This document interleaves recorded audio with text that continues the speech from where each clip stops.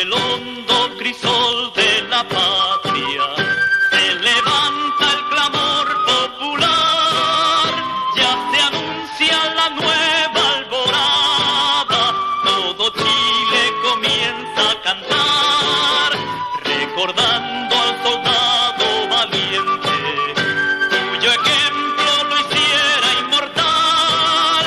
Enfrentemos primero a la muerte, traicionar a la patria jamás. Venceremos, venceremos.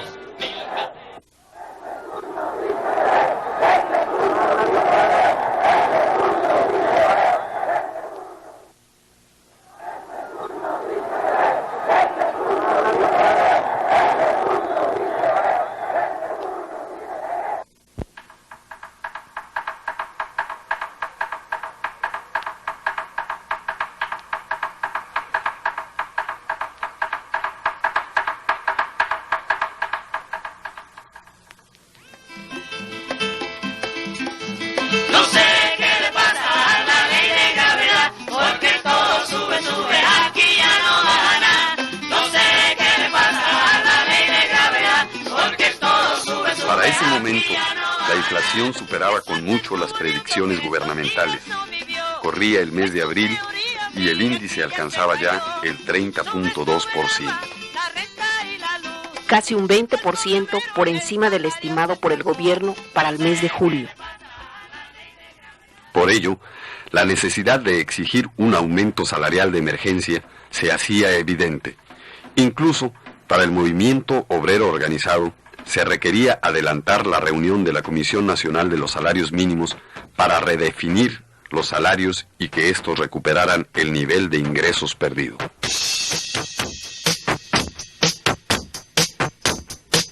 Así, el 1 de mayo de 1983, la manifestación obrera tuvo, en todo el país, un tono muy distinto de aquel que año tras año le imponían el gobierno y el charrismo sindical. Ese día, el SUTIN demandaría conjuntamente con los demás trabajadores organizados del país control de precios y aumento de emergencia al salario mínimo. Ese 1 de mayo, también, quedaría marcado en la memoria de la insurgencia sindical gracias al Pacto de Unidad y Solidaridad Sindical, signado por las más diversas organizaciones sindicales y que a la larga devendría en la Mesa de Concertación Sindical.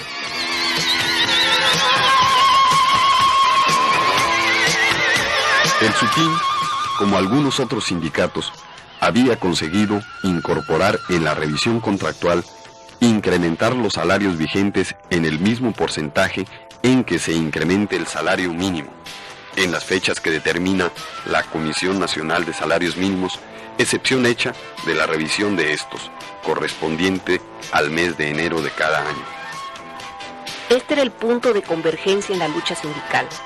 De nueva cuenta, como en múltiples ocasiones, se podía vincular la lucha particular de los trabajadores nucleares con los intereses generales de la nación. En ese momento, representados por la necesidad de recuperar el poder adquisitivo de los trabajadores y por la reactivación del mercado interno. Ante la negativa de otorgar un aumento de emergencia, el movimiento obrero, al interior del Congreso del Trabajo y fuera de él, impulsaron la demanda con emplazamiento de huelga en miles de empresas públicas y privadas de todo el país. En este contexto, el SUTIN emplazó a huelga a Uramex y al Instituto Nacional de Investigaciones Nucleares por desequilibrio entre los factores de la producción, exigiendo un 50% de aumento salarial. No la dejes que se te duerma. No la dejes que... Al igual que en cientos de empresas en todo el país, el 30 de mayo de 1983, a las 24 horas, estalló la huelga en ambas empresas. La huelga estallaba por decisión de la mayoría de los miembros del sindicato. La decisión tomada en las asambleas de todas las secciones y delegaciones del SUTIN, en Uramex y en el Instituto Nacional de Investigaciones Nucleares, no fue, sin embargo, respetada en todas ellas. Un grupo de esquiroles de la sección Centro Nuclear de Salazar, encabezados por David Baena, se opuso al estallamiento e impidió que se cumpliera la voluntad mayoritaria del sindicato. Este fue un duro golpe que hirió profundamente al Sutín.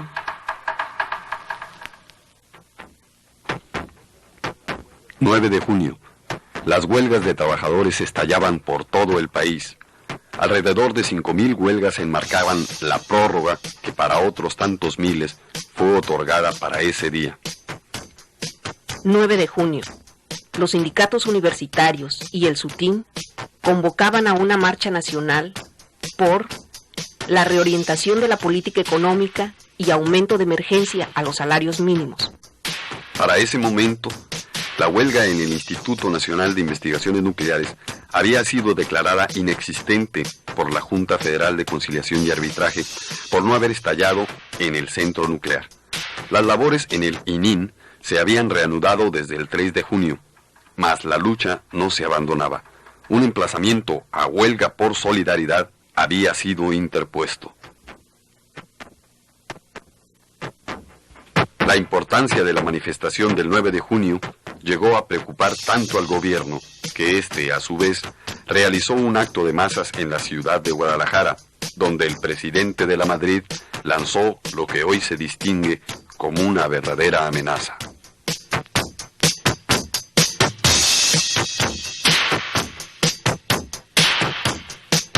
La movilización obrera De sindicatos del Congreso del Trabajo e independientes aglutinaba a miles de trabajadores en importantes ciudades como Chihuahua, Oaxaca, San Luis Potosí, Torreón, Hermosillo. En esta última, esta se reconocería como la marcha independiente de los trabajadores más importante en los últimos años. Alrededor de 2.500 trabajadores y colonos recorrieron las calles de un Hermosillo pleno de sol.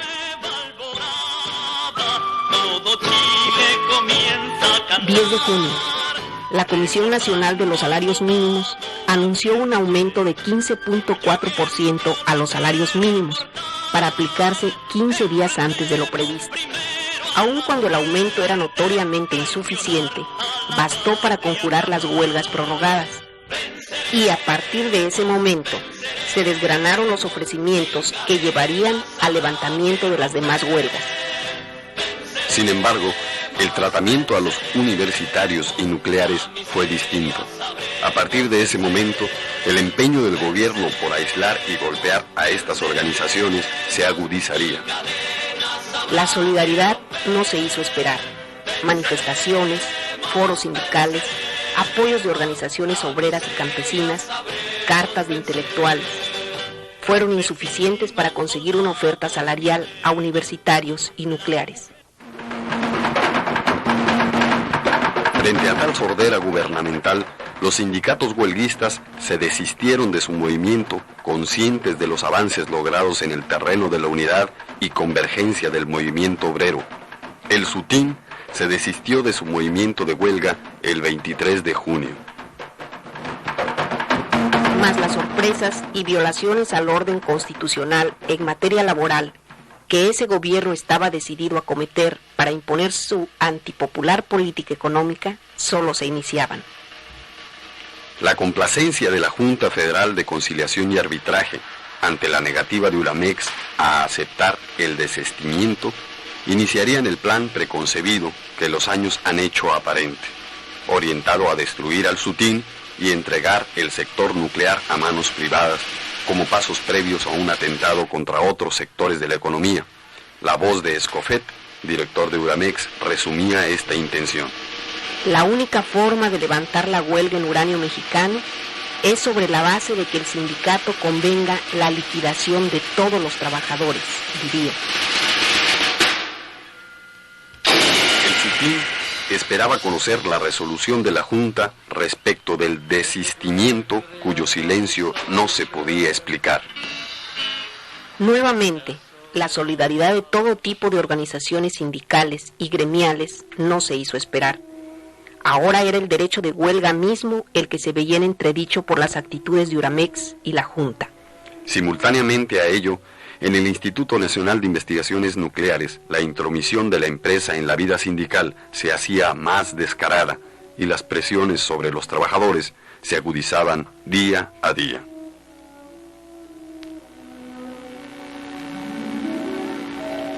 El Sutín festejaba haber logrado el reconocimiento a su desistimiento. Aun cuando un grupo de compañeros, entre quienes estaban algunos de quienes acelerarían más tarde la cadena de liquidaciones, demandaban continuar la lucha sin cuartel, criticando el desistimiento.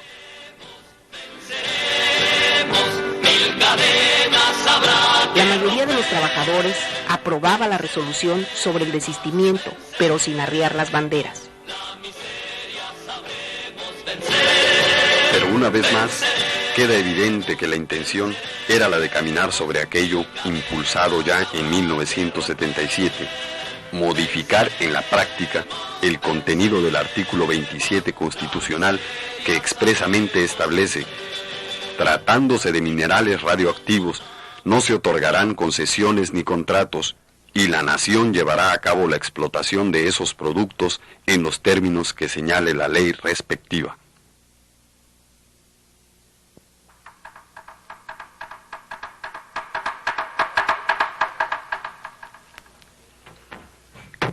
Así, las puertas de Uramex no se abrirían después de retirar las banderas de huelga.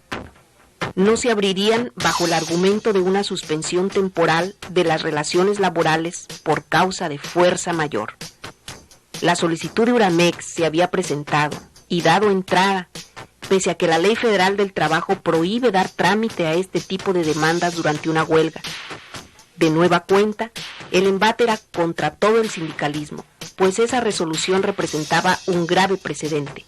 Además de aceptarse cualquiera de las causas de fuerza mayor invocadas por Uramex. Primera, la crisis económica del país que supuestamente provocaba la cancelación de los programas de diversificación de fuentes primarias de energía. Segunda, el retraso en el inicio de operaciones de la planta de Laguna Verde. Y tercera, la caída del precio internacional del uranio y la incosteabilidad de explotar los yacimientos del país. Se estaría poniendo en manos de los patrones y del gobierno un arma muy poderosa.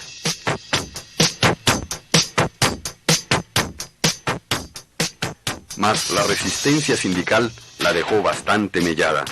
Si bien se ha vuelto a utilizar en alguna medida, ya no se pudo utilizar contra el Sindicato Mexicano de Electricistas durante su huelga en 1985, por ejemplo.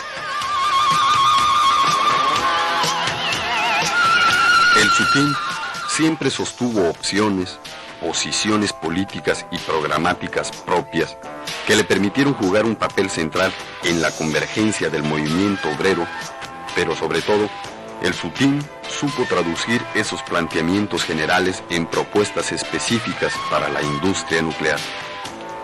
De ahí surgen las propuestas de un centro de ingeniería de reactores, la política nuclear basada en reactores de uranio natural, el Programa Nacional de Exploraciones para Uramex, en fin, propuestas para el trabajo cotidiano de las empresas. Por eso, la lucha por la reapertura de Uramex. Largos fueron los meses de resistencia, larga también la cadena de agresiones que los trabajadores debieron soportar. La resistencia contra las liquidaciones superó con mucho las estimaciones gubernamentales. Por ello, la cancelación del Centro de Ingeniería de Reactores y la posterior intromisión del ININ en la vida sindical llevó a celebrar una Asamblea Nacional del Sutín. El día anterior a la Asamblea Nacional, el Sutín reunido celebraría una asamblea en donde la solidaridad de los más diversos agrupamientos sociales se hizo presente. Estuvieron presentes para demostrar su confianza a ese grupo de luchadores, los universitarios, el FAT, Movimiento de Jubilados, Maestros Democráticos y muchos más. Por segunda vez en su historia, el Sutín se reunía para manifestar su deseo de seguir la lucha hasta la victoria. Sí, el 28 de enero de 1984, el Sutín en pleno acudiría al llamado para defender la integridad de su organización y demostrar ante toda la nación su deseo de impulsar la reapertura de Uramex y la industria nuclear. De todo el país acudirían los nucleares, dirigentes y trabajadores nucleares de todo el país. La mayoría del centro nuclear también llegaría.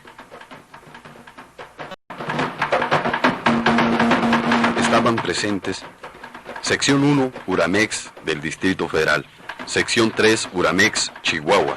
Sección 4, Uramex, Reynosa. Sección 5, Uramex, Torreón. Sección 6, Radinza. Sección 7, Uramex, Hermosillo. Sección 8, ININ, DF. Sección 10, Uramex, Oaxaca. Sección 11, Uramex, San Luis Potosí. Sección 12, ININ, Centro de Ingeniería de Reactores, y las delegaciones del ININ en Irapuato, Guanajuato y Maquisco. Por supuesto, ahí estaban también los verdaderos miembros del SUTIN en la sección 2, ININ, Centro Nuclear, todos reunidos para ejercer una vez más la democracia sindical. Ese día, los trabajadores del país, representados por sus organizaciones sindicales y gremiales, convalidarían con su presencia la decisión de los nucleares. Ese día, los trabajadores nucleares habrían de decidir sobre su futuro, ratificar al Comité Nacional y continuar la lucha, o retirar su apoyo a esos dirigentes, arriando las banderas si la jornada ya se les hacía muy larga.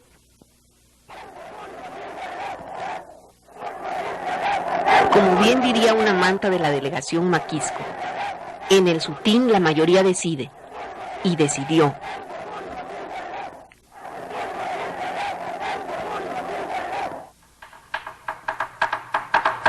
Mas la decisión de destruir al SUTIN había sido tomada.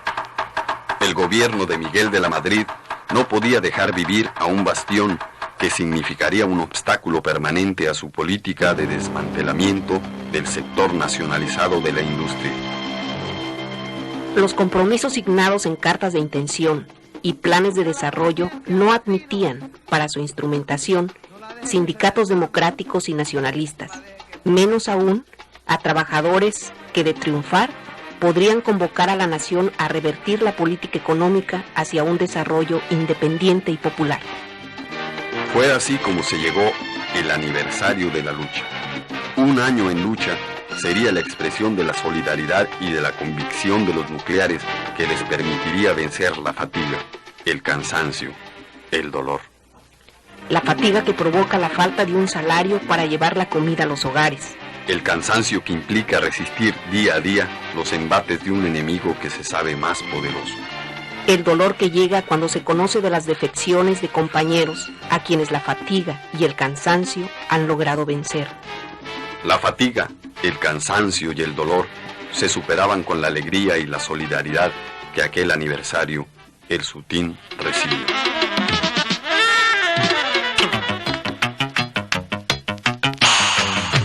Como diría el compañero Arturo Waley, secretario general del SUTIN, el conflicto se ha prolongado más allá de lo que fue en sus inicios.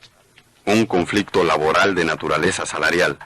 Se trataba de debilitar al SUTIN, de dividirlo, de descabezarlo, de liquidarlo. Se trataba de dar por desaparecido a Uranio Mexicano. En ese segundo Congreso General Ordinario del SUTIN, el sindicato desplegaría lo que serían parte de sus últimos esfuerzos por lograr hacer prevalecer la razón y sus razones.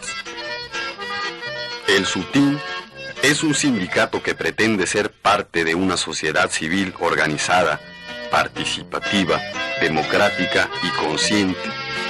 Pretende opinar y actuar en la problemática nacional cotidiana al lado de las demás organizaciones obreras, campesinas y populares.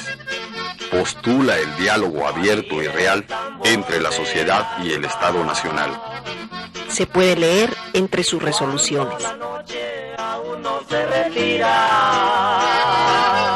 Las fuerzas menguadas, pero la frente en alto. La certeza de seguir jugando el rol que algún día, en aquellos meses del 76, el compañero Galván nos diría junto a los electricistas democráticos. Nos ha tocado, compañeros, batir el tambor del alba cuando la noche aún no se retira. Cuando la noche aún no se retira. Si bien el gobierno recurriría poco después, en noviembre de 1984, a toda su estructura para acabar con el SUTIN, enviando una iniciativa para una nueva ley reglamentaria del artículo 27 constitucional en materia nuclear, uno de cuyos objetivos principales sería la extinción de uranio mexicano, Uramex, los trabajadores sabrían responder a ello también.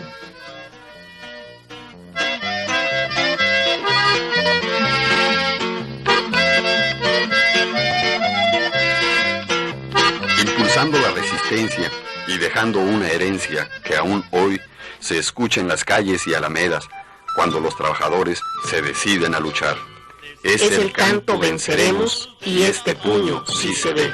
Se levanta el clamor popular, ya se anuncia la nueva alborada, todo Chile comienza a cantar, recordando al soldado valiente